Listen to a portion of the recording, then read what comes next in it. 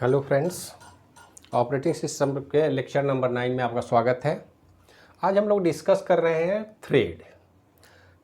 पिछले क्लास में हम लोगों ने देखा था प्रोसेस। अब हम यह स्पष्ट रूप से समझ गए हैं कि प्रोसेस या टास्क वो प्रोग्राम है जिसको हम लोग एग्जीक्यूट करते हैं अपने मशीन में, लेकिन फिर इसमें एक नया टर्म आता है थ्रेड। सवाल है कि थ्रेड है क्या, थ्रेड का कॉन्सेप्ट क्या है। तो इस बात को समझने के लिए सबसे पहले एक छोटा सा कॉन्सेप्ट हम लोग ले लें। मान लेते हैं हमारे सिस्टम में ऑपरेटिंग सिस्टम है। इस ऑपरेटिंग सिस्टम को हमने अलग अलग प्रोग्राम दे दिया एग्जीक्यूशन के लिए, और ये प्रोग्राम P1, P2, P3 के नाम से है। हम पैरेलल रन करना चाहते हैं, 3 प्रोग्राम है और ये तीनों प्रोग्राम प्रोसेस के नाम से एग्जीक्यूशन स्टेज में आता है, तो हम इसको बोल रहे हैं प्रोसेस। और ये प्रोसेस ऑपरेटिंग सिस्टम को भेजा जाएगा जिसमें प्रोसेसिंग होगी। लेकिन एक छोटी सी कहानी है जिसके विषय में हम जानेंगे। हम लोग बचपन से मैथमेटिक्स में एक प्रॉब्लम पढ़ते आए हैं कि 2 लोग या एक आदमी किसी काम को 10 दिन में करता है, तो 2 आदमी उस काम को कितने दिन में करेंगे। अगर हम 5 लोग मिल जाएं तो फिर वो काम कितने दिन में होगा।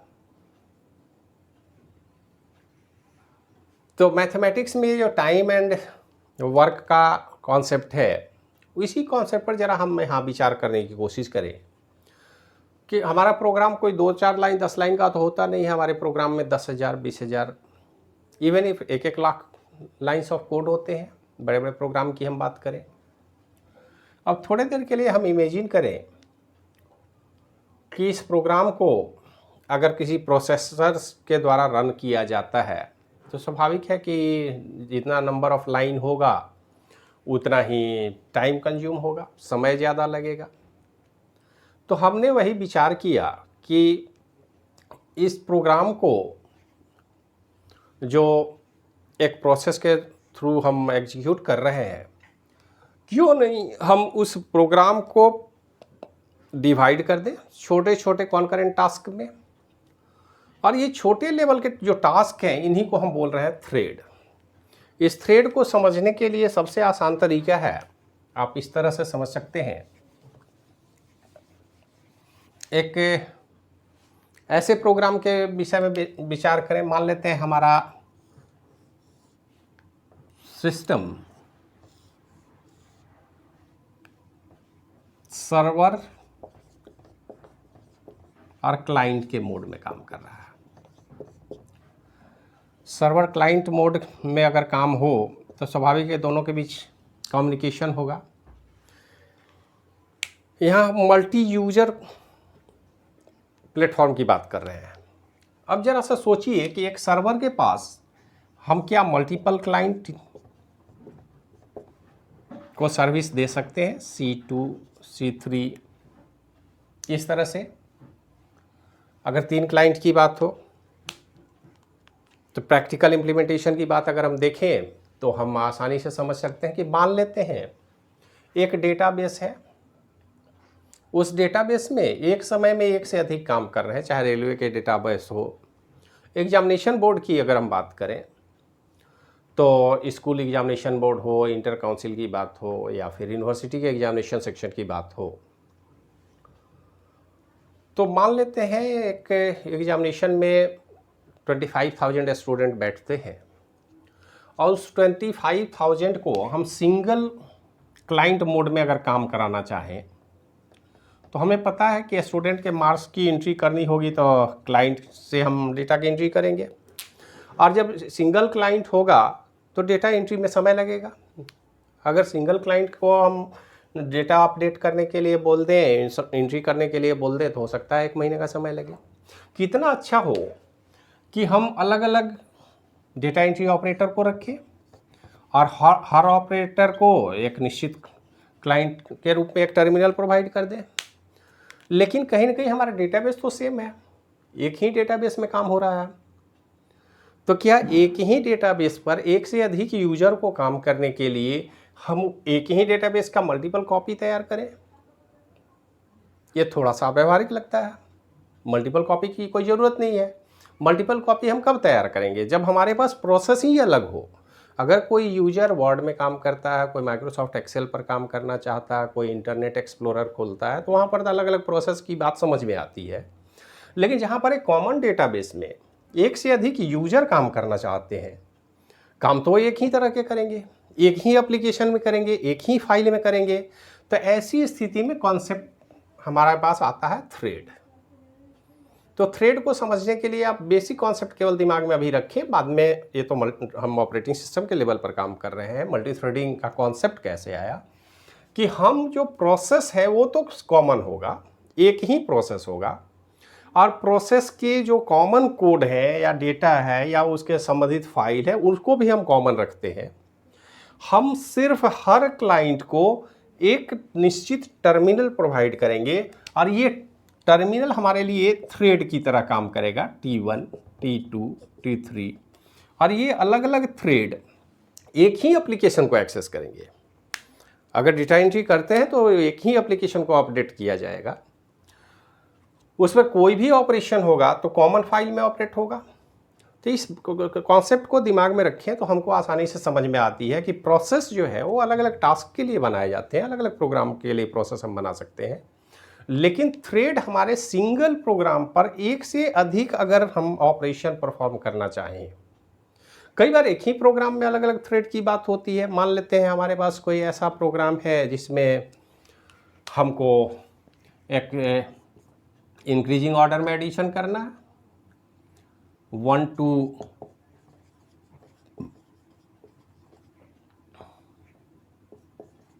एक नंबर है हमारे पास, 1 करोड़ तक का नंबर है ये, आप देख सकते हैं। अब इतने बड़े नंबर को ऐड करना होगा तो 1 by 1 हम करेंगे, और ये करना बहुत आसान है। कंप्यूटर में के प्रोग्रामिंग में आप जानते हैं, सिर्फ एक वेरिएबल डिफाइन कर दीजिए, उसका वैल्यू ले लीजिए 0 या 1, और उसके बाद i++ कर देंगे। हम बार बार लूप चला देंगे जब तक कि हमारा नंबर नहीं आता है, आसानी से जोड़ा जा सकता है। लेकिन इसी बात को अगर आप समझें कि अगर इस नंबर को हम अलग अलग डिवाइड कर दें तो क्या होगा। अगर हम ऐसा करें 0 to 25,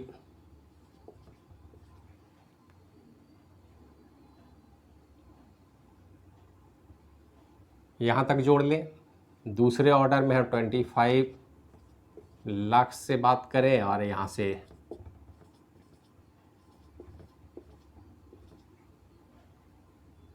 अगर हम इस तरह से जोड़ें, दो थ्रेड बना लें, 3 या 4 थ्रेड बना लें, तो जैसे जैसे हम थ्रेड को डिवाइड करते जाएंगे अपने एप्लीकेशन को, अपने प्रॉब्लम को अगर हम पार्टिसिपेट कर दें और पैरेलल हम रन करें तो स्वाभाविक है कि टाइम हमारा कम लगेगा, और इस काम को हम इजी वे में परफॉर्म कर सकते हैं थ्रेड से। थ्रेड को डिफाइन किया गया है, जरा सा देखिए। ये बोलता है thread it is a light weight process. ये प्रोसेस के जैसा ही है, लेकिन प्रोसेस से थोड़ा हल्का है। प्रोसेस पर ज़्यादा ओवरहेड होता है। प्रोसेस जब क्रिएट करते हैं तो ये कोड, डेटा, फाइल सब कुछ जस्ट डुप्लीकेट क्रिएट करना होता है, उनका एक नाम देना होगा। हर प्रोसेस का अपना कोड होगा, अपना डेटा होगा, अपना फाइल होगा, उनके पास रजिस्टर अपने होंगे, स्टैक अपने होंगे, उनका ऑपरेशन अपना होगा।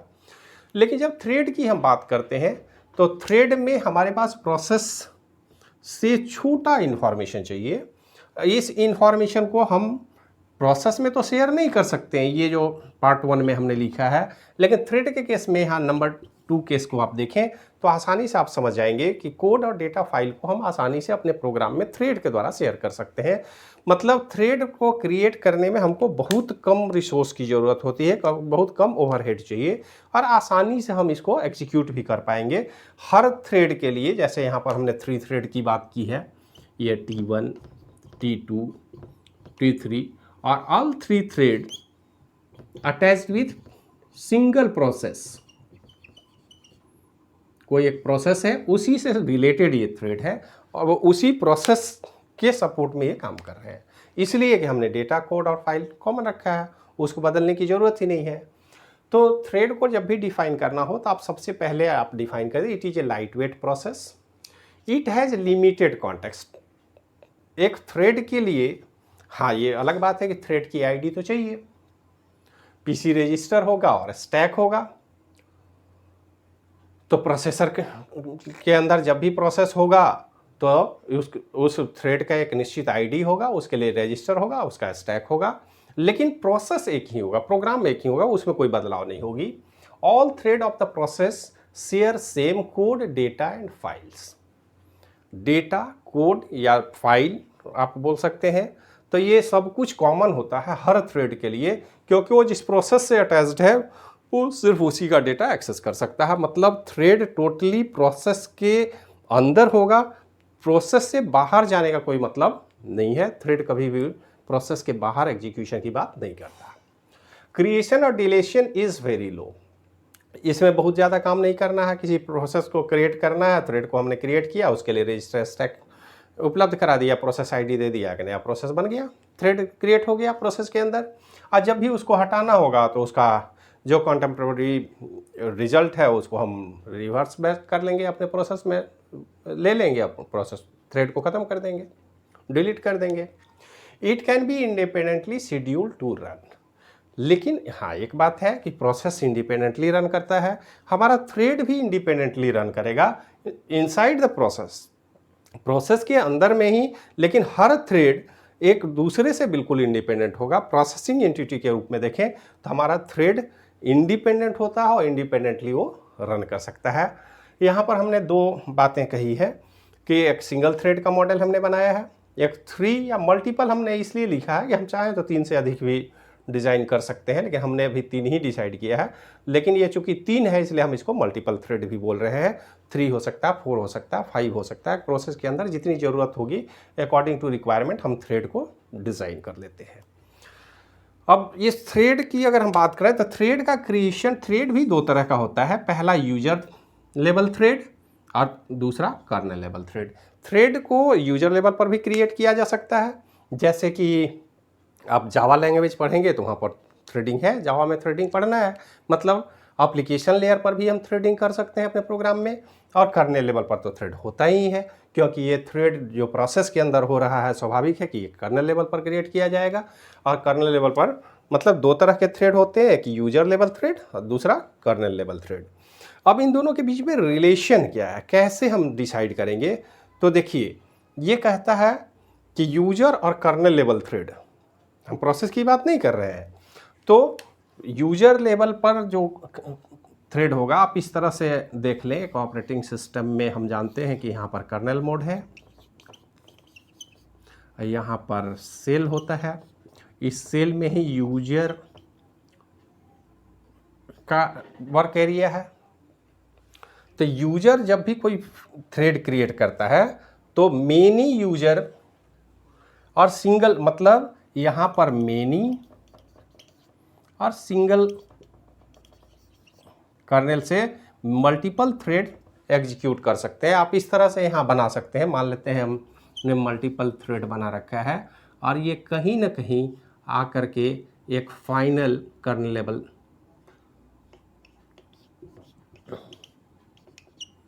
एक कॉमन कर्नल के साथ रिलेशनशिप बना सकते हैं, मेनी टू वन। 1 to 1 में सिंगल थ्रेड सिंगल कर्नल, सबसे सिंगल सिंपल प्रोसेस है, जैसे यहाँ पर हमने बनाया है। यहाँ पर सिंगल हमारा प्रोसेस होगा, सिंगल थ्रेड होगा, single process single thread. User level पर सिंगल यूजर का प्रोग्राम होगा और कर्नेल के पास भी सिंगल थ्रेड जाएगा। और मेनी टू मेनी कहने का मतलब है कि यहाँ पर हमने तीसरे मॉडल में अगर बात करें तो कर्नेल भी हमारे पास अलग अलग होगा, K1, K2, K3। अब सवाल है कि यहाँ पर मल्टीपल हमारे पास यूजर लेवल थ्रेड है, ये U1, U2, U3 है। अब इनको ऐसे कैसे जोड़ा जाए? तो यहाँ पर हम एक मल्टीप्लेक्सर का इस्तेमाल करते हैं और मल्टीप्लेक्सिंग मेथड से किसी भी यूजर को किसी भी कर्नेल के साथ मल्टीप्लेक्स करके हम अटैच कर सकते हैं, जोड़ सकते हैं और काम कर सकते हैं।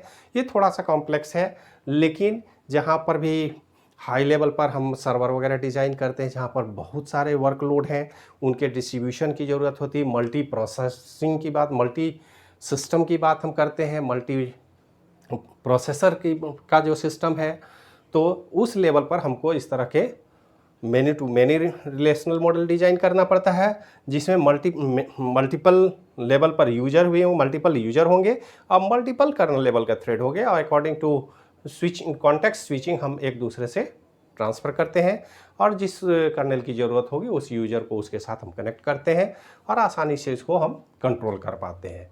तो ये बेसिक कॉन्सेप्ट है। अगर हम गौर से देखें तो बहुत ज़्यादा परेशान होने की ज़रूरत नहीं है। थ्रेड एक लाइट वेट प्रोसेस है, जो एक प्रोसेस के अंदर एक या एक से अधिक थ्रेड क्रिएट किए जा सकते हैं अकॉर्डिंग टू रिक्वायरमेंट।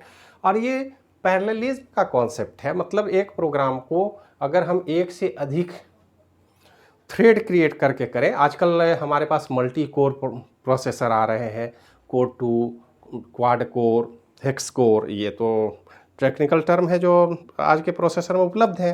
तो अगर हमारा मल्टी कोर सीपीयू है तो हमारे पास मल्टी थ्रेडिंग का ज़्यादा स्कोप है, और ज़्यादा से ज़्यादा हम फिजिकल अगर है या लॉजिकल थ्रेडिंग कर सकते हैं, जिसको हाइपर थ्रेडिंग करते हैं। तो हाइपर थ्रेडिंग मोड में हम एक ही प्रोसेस को एक से अधिक थ्रेड के द्वारा पैरेललिज्म का कॉन्सेप्ट डेवलप करके और फास्ट वे में हम रन कर सकते हैं। और ये मल्टी थ्रेडिंग का ही कॉन्सेप्ट है कि आज के डेट में जितने भी हाई लेवल के गेम हैं, वीडियो प्लेयर है, या आप देखेंगे मीडिया प्लेयर, मल्टीमीडिया का कॉन्सेप्ट है, ये सारे प्रोसेसिंग में हमको इस थ्रेडिंग का बहुत सपोर्ट मिलता है, ताकि हम हाई लेवल पर प्रोसेसिंग कर सकें। और थ्रेड के विषय में बेसिकली इस बात को आप ध्यान रखेंगे, ये 4-5 पॉइंट हैं जिनको याद रखने की ज़रूरत है।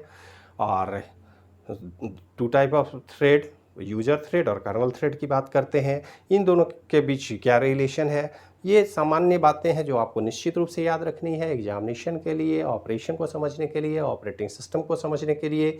ये बहुत ही महत्वपूर्ण है, जिसके विषय में आपको विशेष रूप से ध्यान में रखना पड़ेगा, आपको जानना पड़ेगा।